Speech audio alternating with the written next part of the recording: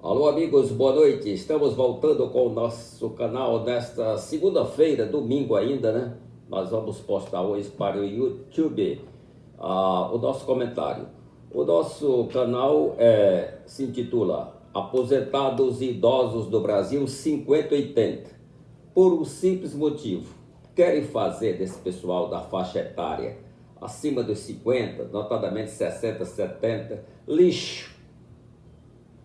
E, verdadeiramente, os grandes astros, né, que não brilham tanto da política nacional, têm essa faixa etária. Eles estão entre 60 e 80 anos, que são os caciques, né, que é o chefe lá desses 32 partidos que nós temos aí. Agora, coisas sensacionais acontecem no Brasil. Veja bem, a carreira da magistratura, ela é provida através de concursos públicos, de provas e títulos e mediante a apresentação de currículos, né, que são os títulos, pelos candidatos após as provas. O concurso da magistratura, em todos os níveis, ele tem uma conotação muito teórica. Era para haver mais psicotécnico, prática e lógica, porque você vai lidar na magistratura com problemas sociais. Eu não admito, preconceito de nada não é comigo. Eu não admito que uma moça de 25 anos vá separar um casal que já viveu 25 anos com todos os conflitos que um quarto de século pode trazer na vida de uma família. É difícil aplicar teoria nisso se eu não tiver a visão social, a visão do real. Isso é como notícias. Criticam muito a Rede Globo porque diz que ela é contra A, contra B, contra C.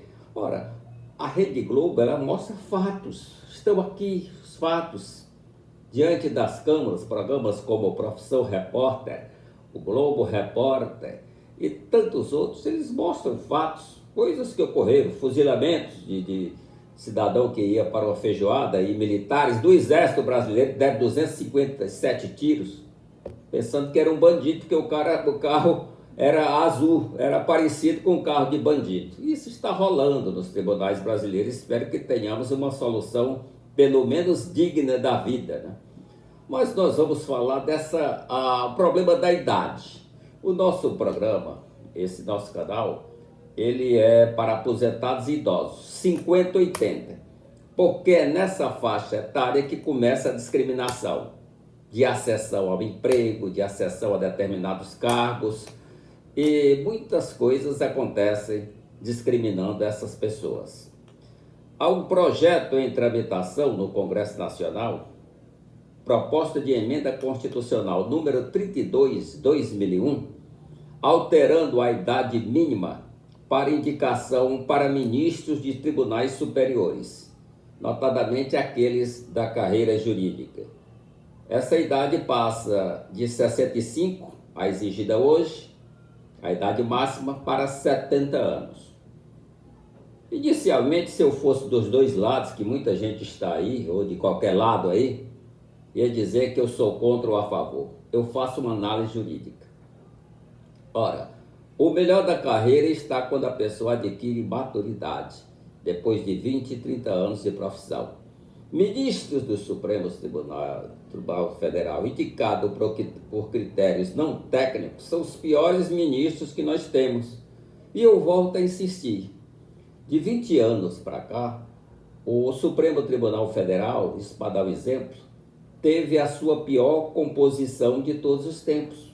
Eu falo composição técnica, de valores, de jurista em si, de pessoa que tem sensibilidade para aplicar o direito. O indivíduo pode ser até um bom acadêmico, pertencer a academias de direito, ser até escritor de livros. Eu já vi pessoas com livros monumentais, mas na prática é uma desgraça. Isso aí, gente de alto quilate. É um cidadão, eu esqueci o nome dele, senão eu diria, da área trabalhista, que por ocasião da reforma trabalhista, ele foi para um debate de televisão, ficou lá apático.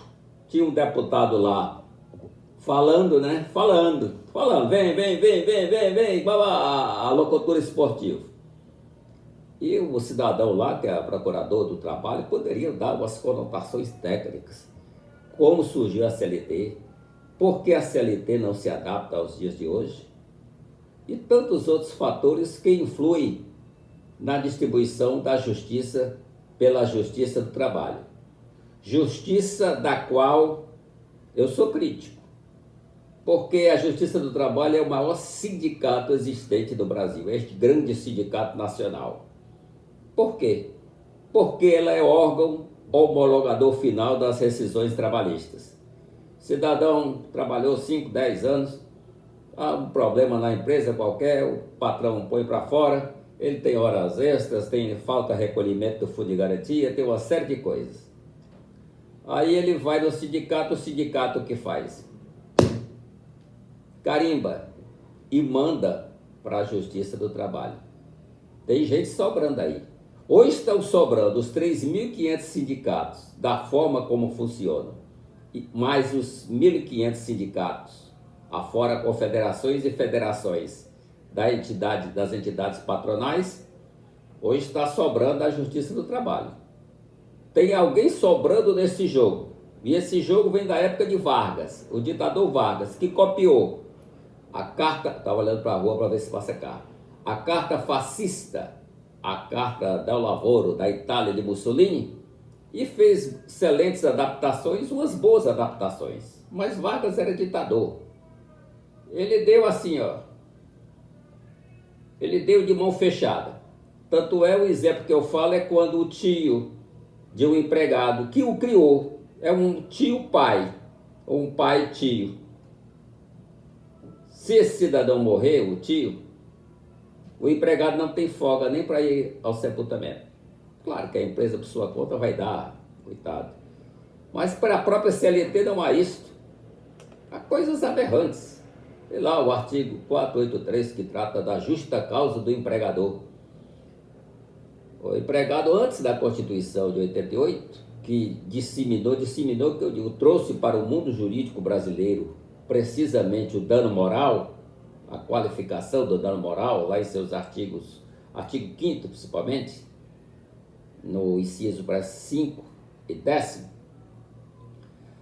o empregado, quando sofreu agressão da empresa, agressão verbal, desmoralização, que fosse, ele fosse reclamar na Justiça do Trabalho, a justiça diz, nós vamos fazer o seguinte, nós vamos punir o empregador, nós vamos rescindir o contrato de trabalho.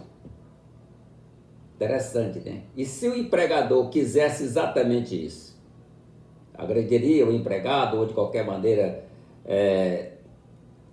tornava indisposto o vínculo contratual somente para que o empregado deixasse a empresa? São coisas complexas. Nós estamos no século XXI. Uma CLT que é do início do século passado, que já havia uma lei número 35, que é dos anos 30 ainda, e isso, a CLT foi uma consolidação feita em 1900, terminou em 1940, 45, promulgada em 1º de maio, o decreto, né, pelo presidente, é o decreto-lei 457, de 1º de maio de 1945, do ditador Getúlio Vargas, que suicidou, né? Eu não sei porque todo ditador é covarde, suicida. A exemplo de Hitler, né? Será? Muito bem. A emenda constitucional número 32, ela foi dada entrada em 2021. Nós já estamos em 22 e ela está andando célere.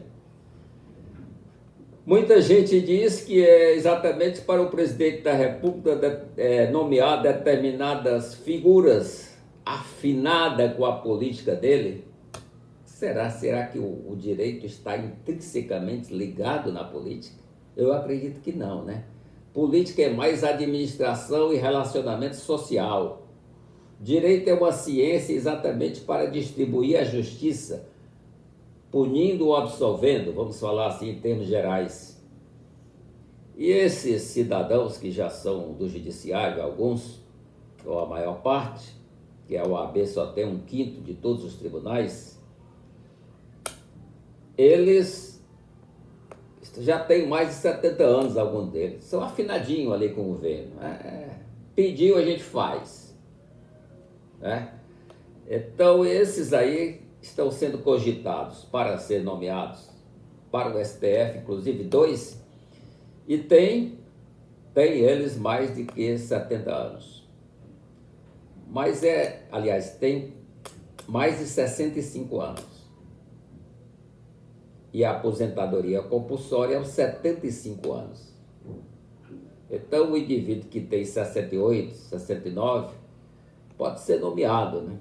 Antes dos 70, que a compulsória é 75, repito.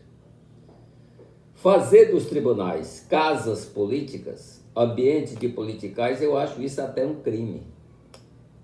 Porque a política que vivemos hoje no Brasil é dramática, é dantesca, é tosca, muitas vezes criminosa.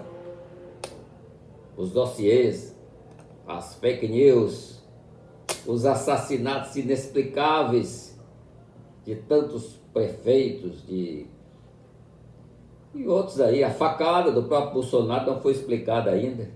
A Polícia Federal tem tudo, né? Tem tudo de outros crimes também, mas tem uma conotação política. Eu acredito que a política é a arte do diálogo. Se eu sou do Poder Judiciário, eu tenho que encarar a política na forma da lei. Não aceitar a campanha fora de época, seja de quem for. O presidente da República, nos 3 poderes, legislativo, em primeiro lugar, pela Constituição, executivo e judiciário, artigo 3º da Constituição Federal, o executivo é o poder menos aquinhoado com força, com direcionamento dos destinos da nação. Por quê?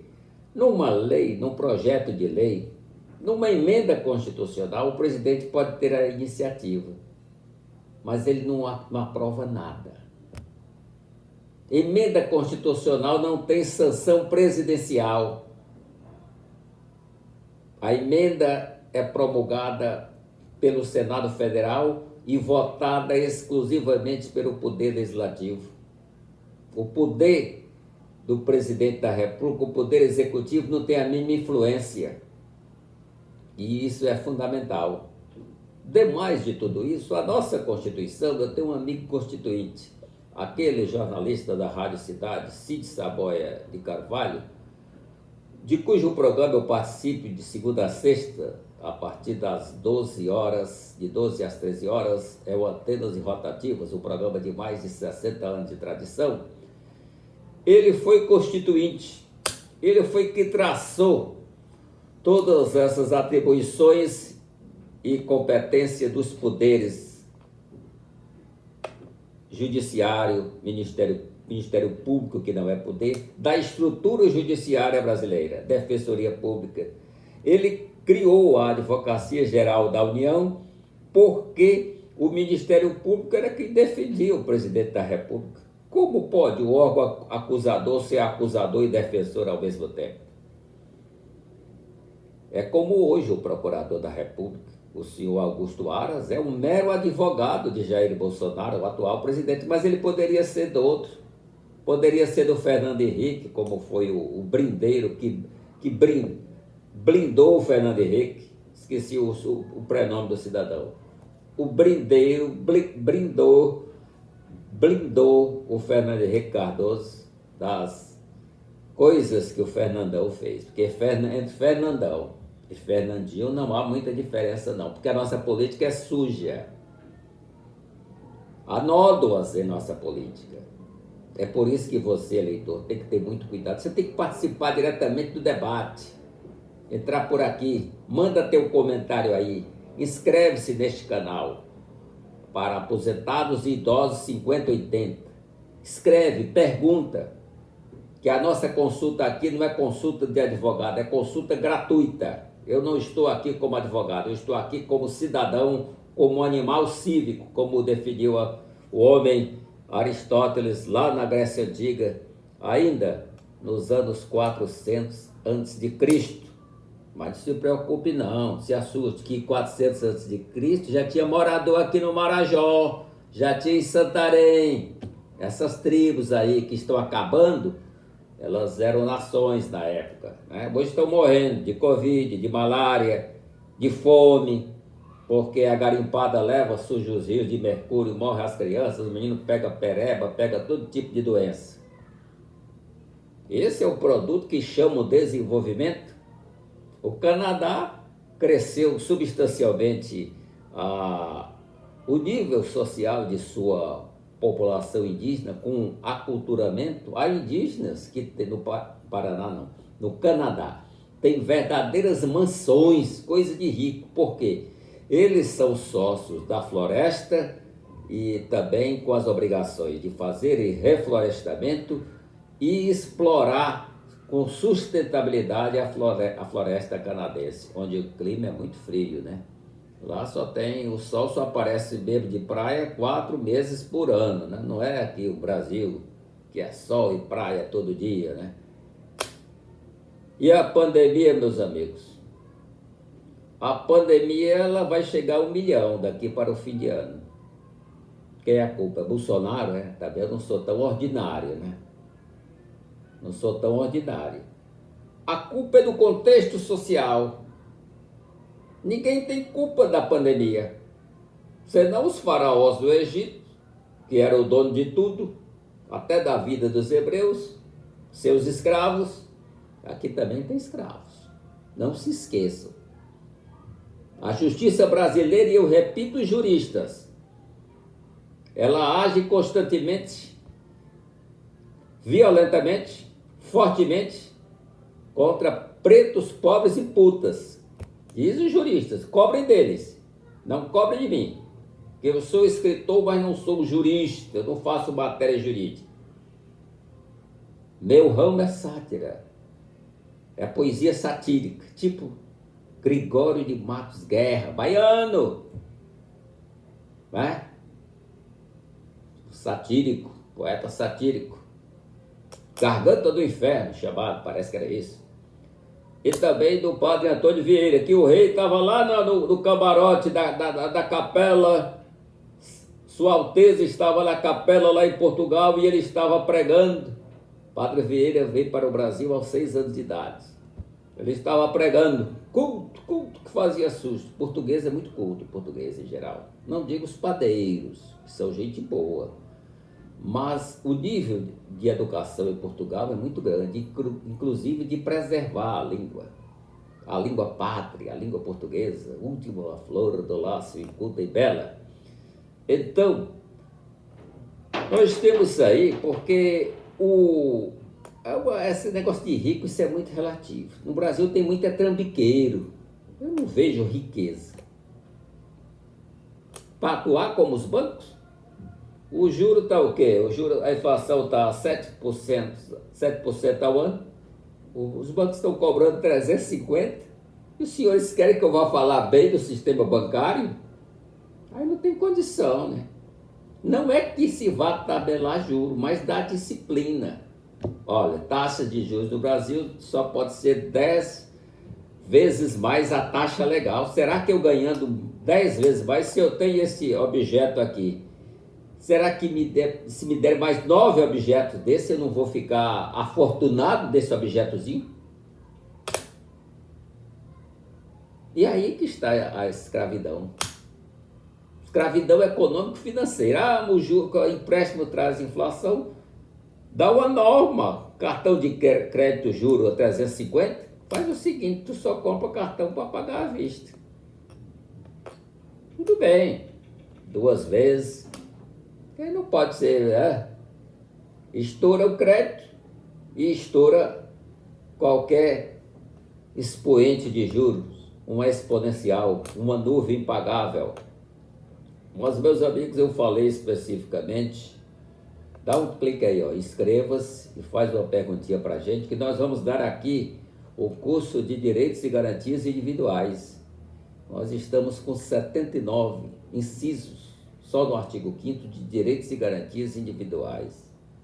Aquele, por exemplo, o principal deles, É livre a manifestação do pensamento, sendo vedado o anonimato.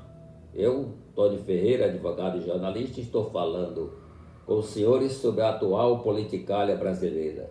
A atual politicália brasileira, a conjuntura atual e os acontecimentos todos fundamentados dentro da Constituição Federal, das leis e da própria história. Então, inscreve-te no canal, faz uma perguntinha aí pra gente e nós vamos falar, porque na semana a gente fala, esse inciso que garante a plena liberdade de expressão, ela não me autoriza a praticar crime aqui não, isso daqui está indo para o mundo. Eu não posso chamar seu fulano de ladrão não, se o seu fulano não estiver lá junto com o Sérgio Cabral. Eu acho isso um excesso. Se bem que tem candidato a presidente da República que já disse numa TV mais aberta do que essa aqui, olha, pode me chamar de ladrão, porque quem nunca roubou no Brasil? O cidadão é candidato a presidente da República, gente. Entendeu? Para onde vamos? Onde estamos? Para onde vamos? Meus amigos. E compete a nós, da disciplina. Começa de mim.